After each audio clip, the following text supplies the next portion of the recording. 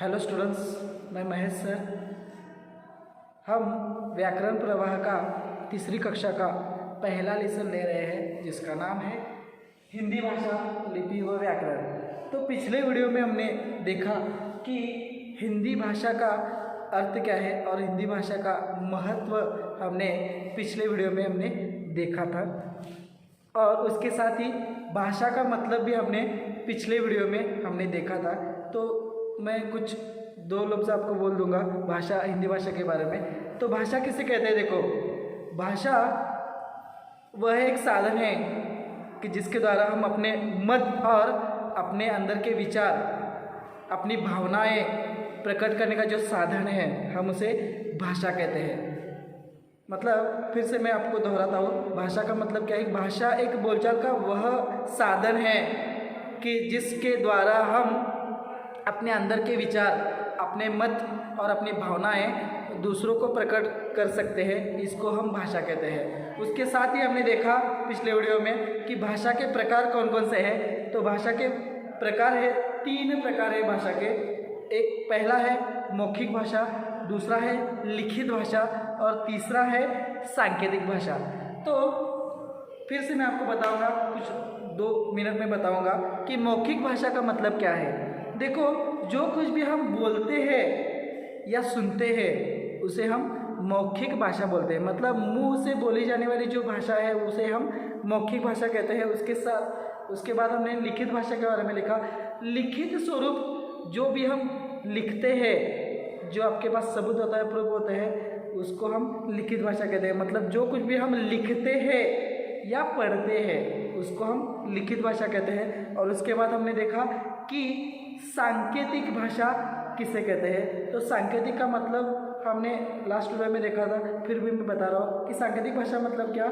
जब हम अपने मन के भाव संकेतों द्वारा, संकेत मतलब क्या?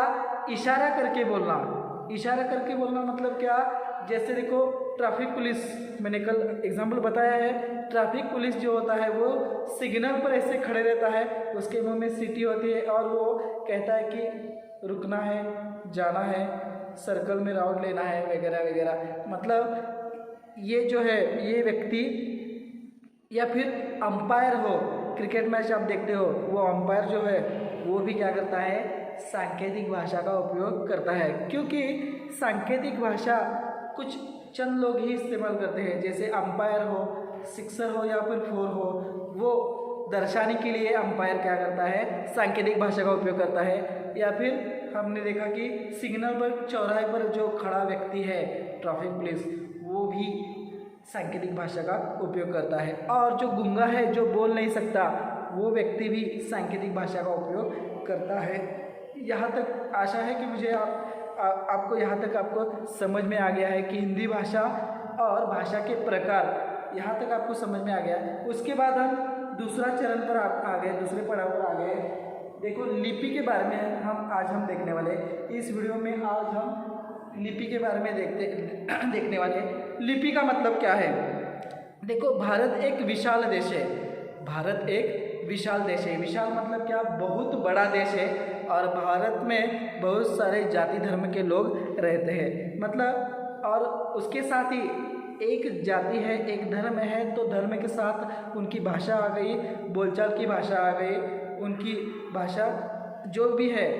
मतलब भारत में अलग धर्म के अलग धर्म जाति के लोग रहते हैं और उनकी भाषा भी उनके साथ होती है। मतलब भारत एक बहुत बड़ा देश है और उसके साथ ही भिन्न भिन्न भाषा भी सिर्फ भारत में ही आपको देखने के लिए मिलेगी।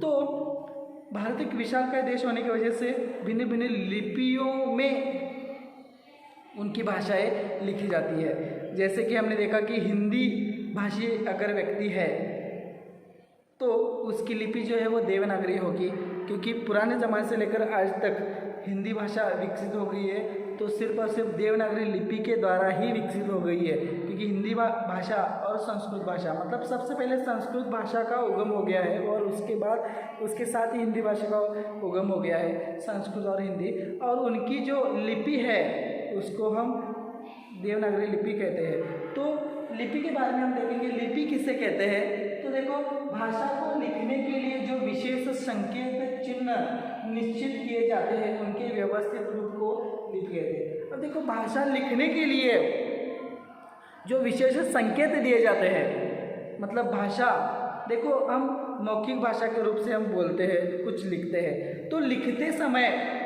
भाषा को ध्यान से देखो, भाषा को लिखते समय, भाषा लिखना मतलब क्या, मैंने बोला कि पर्वत, मैंने बोला कि कक्षा, तो कक्षा अगर ये शब्द है तो क और क्ष और उसको आ की मात्रा, मतलब क एक सेपरेट वर्ण है, उसके बाद क्ष एक सेपरेट वर्ण है और उसके क्ष को आ की मात्रा जोड़ने परक्षा हो गया है, मतलब कक्षा।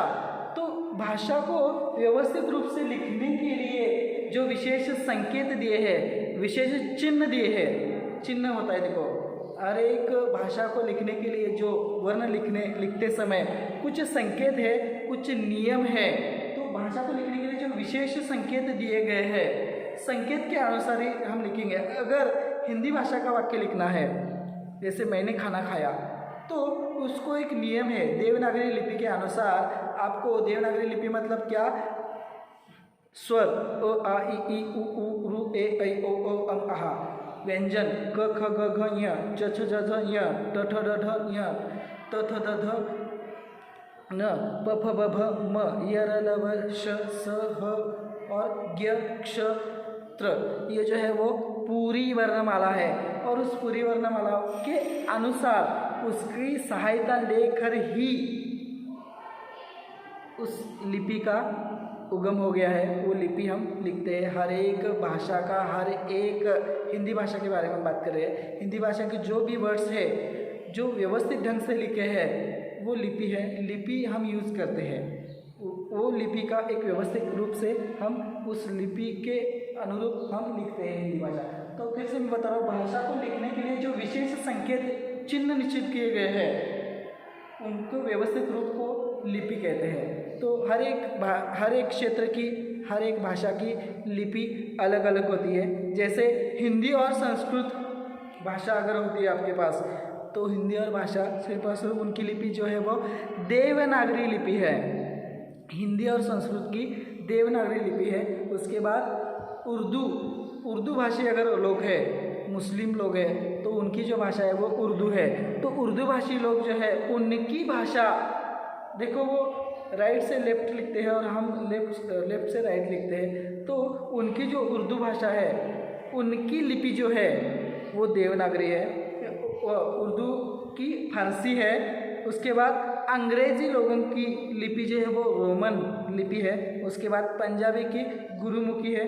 मतलब सभी लिपियों के कुछ भिन्न चिन्ह होते हैं, उस चिन्ह के अनुसार ही लिपि प्रचलित हो गए। यहाँ पर आप देख सकते हैं कि यहाँ पर ये जो कॉलम है वो भाषा का है और ये जो कॉलम है वो लिपि का है। मतलब हम देख सकते हैं कि यहाँ पर पहली भाषा जो है वो हिंदी भाषा है। मतलब भारत में बहुत सारी भाषा है, हिंदी है, संस्कृत है, उर्दू है, उसके बाद पंजाबी है, बहुत सारी भाषाएं आपको देखने के लिए मिलेगी। और देखो यहाँ पर पहली भाषा है कि हिंदी, तो हिंदी भाषा की लिपि जो है वो देवनागरी है। उसके साथ संस्कृत की भाषा अगर आप देखोगे तो वो देवनागरी है। मैंने बताया संस्कृत का सबसे पहले उगम हो गया था और उसके साथ ही हिंदी भाषा का उगम हो गया है। संस्कृत के अनुसार ही हिंदी भाषा का उगम हो गया है। तो हिंदी और संस्कृत की लिपि जो है वो देवनागरी है। उसके बाद उर्दू, जो उर्दू भाषी के लोग हैं उनकी लिपि जो है वो फारसी है। उसके बाद पंजाबी लोग अगर होते हैं, पंजाब आपको पता है, पंजाब जो क्षेत्र है वहाँ पर जो बोलने वाले लोग हैं उस पंजाबी लोगों की जो लिपि है वो गुरुमुखी है। देखो क्षेत्र के अनुसार हर एक भाषा अलग अलग आपको देखने के लिए मिलेगी। हर एक राज्य के अनुसार आपको अलग अलग भाषाएं मिलेगी और भाषा को लिखने के लिए, व्यवस्थित रूप से लिखने के लिए लिपि की आवश्यकता होती है। क्योंकि अगर हमारे मुंह से अगर लफ्ज़ निकलते हैं, अक्षर निकलते हैं, वर्ण निकलते हैं, तो लिखने के लिए कुछ तो तरीका होना चाहिए। तो हम लिपि के अनुसार, लिपि का उपयोग करके हम हर एक भाषा को व्यवस्थित रूप से लिखते हैं। वंस अगेन मैं आपको फिर से बोलूँगा कि भाषा और लिपि, पहली भाषा जो है हिंदी है उसकी देवनागरी लिपि है। संस्कृत जो है उसकी भी देवनागरी ही लिपि है। उर्दू जो है वो फारसी लिपि में लिखी जाती है। उसके बाद पंजाबी जो है वो गुरुमुखी लिपि में लिखी जाती है। आशा है यहाँ तक आपको समझ में आ गया लिपि का अर्थ।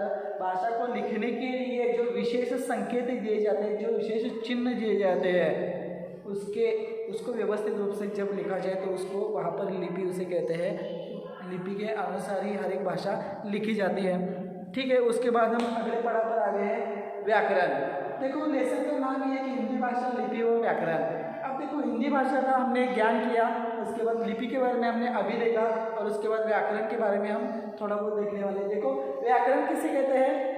व्याकरण वह माध्यम है जिसकी सहायता से हम भाषा को शुद्ध रूप से पढ़ना, लिखना या बोलना सीखते हैं। मतलब भाषा जब आप बोलते हो तो बोलते समय आप अच्छे से बोलते हो, लेकिन बोलते समय भी कुछ नियम है, आपको पता होना चाहिए कि बोलते समय भी ओष्ठ ध्वनि, तालव्य ध्वनि, मूर्धन्य ध्वनि, उस ध्वनि के अनुसार ही आपको अगर बोलना है, मतलब भाषा को व्यवस्थित व्याकरणीय रूप से अगर आप उसका उच्चारण करोगे तभी आप शुद्ध हिंदी बोल सकोगे। लिखते समय देखो व्याकरण के कुछ नियम है, मतलब मात्राएं हैं, अ की मात्रा, आ की मात्रा, ई की मात्रा, उ की मात्रा, ये मात्रा है। उस मात्रा के अनुसार ही अगर आप व्याकरण नियमों के अनुसार अगर आप लिखते हो तो ही आपकी भाषा शुद्ध है।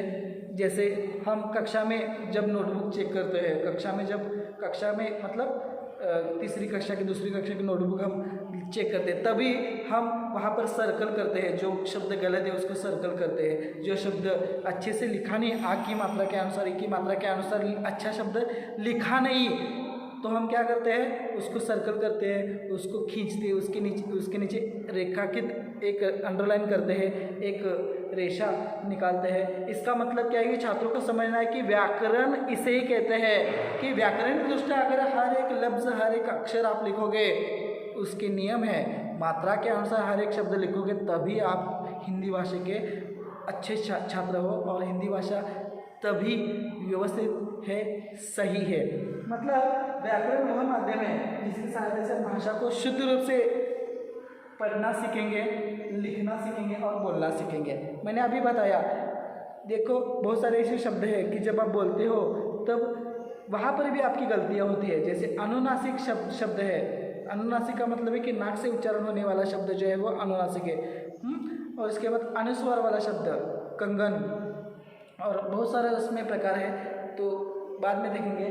तो भाषा वह एक माध्यम है कि जिसके द्वारा, व्याकरण एक ऐसा माध्यम है कि जिसके द्वारा हम व्याकरणिक दृष्टिया, व्याकरण के नियमों के अनुसार अगर आप जाओगे, व्याकरण के नियमों के अनुसार आप बोलोगे, व्याकरण के नियमों के अनुसार आप लिखोगे, व्याकरण के नियमों के अनुसार अगर आप पढ़ोगे, तभी आप हिंदी में अव्वल नंबर पाओगे या फिर अच्छे मार्क्स पाओगे। अगर आपकी लिखावट अच्छी नहीं है, लिखाई आपकी अच्छी नहीं है, आप आ की मात्रा की गलती करते हो, ई की मात्रा लिखते समय गलती करते हो, या फिर उ की मात्रा, अ की मात्रा, आ की मात्रा लिखते समय अगर आप गलती करते हो, तो आप व्याकरण के नियमों के अनुसार नहीं जा रहे हो।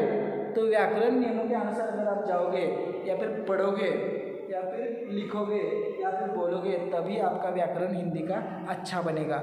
व्याकरण नियमों के अनुसार अगर आप जाओगे तभी आपका व्याकरण अच्छा होगा। मतलब व्याकरण वही एक माध्यम है जिसकी सहायता से भाषा को शुद्ध रूप से पढ़ना लिखना आप जानोगे। मतलब भाषा ऐसे ही नहीं बने, उसको भी कुछ नियम है, कुछ रूल्स है, कुछ नियम है। उस नियम के अनुसार अगर आप जाओगे तो आपका व्याकरण जो कच्चा है वो पक्का बनेगा। देखो व्याकरण के कुछ प्रकार हैं। पहला प्रकार है वर्ण विचार, दूसरा प्रकार है शब्द विचार, और तीसरा प्रकार है वाक्य विचार। इसके बारे में हम अगले वीडियो में देखेंगे। तो व्याकरण का मतलब आपको समझ गया। व्याकरण वह माध्यम है जिसकी सहायता से आप भाषा को आप पढ़ना, अच्छी तरह से पढ़ना सीखोगे, अच्छी तरह से लिखना सीखोगे और अच्छी तरह से बोलना भी सीखोगे। अगर आपका व्याकरण पक्का है, व्याकरण अच्छा है, तो व्याकरण में आपको अच्छे से मार्क मिलने ही चाहिए और मिलेंगे। अगर आपका व्याकरण कच्चा है, अगर व्याकरण आपका अच्छा नहीं है, अगर आप आ ई जो मात्रा के अनुसार अगर आप लिखोगे नहीं, तो आपको अच्छे मार्क्स नहीं मिलेंगे। तो इस तरह से आज हमने, कल और आज दोनों वीडियो में हमने देखा कि हिंदी भाषा, लिपि और व्याकरण, इस लेसन के बारे में लिखा है, समझा है। आशा है, मुझे विश्वास है कि आपको ये दोनों वीडियो के ज़रिए आपको इस लेसन की जानकारी मिली होगी। आशा है ये सब आपको समझ में आ गया। Thank you very much.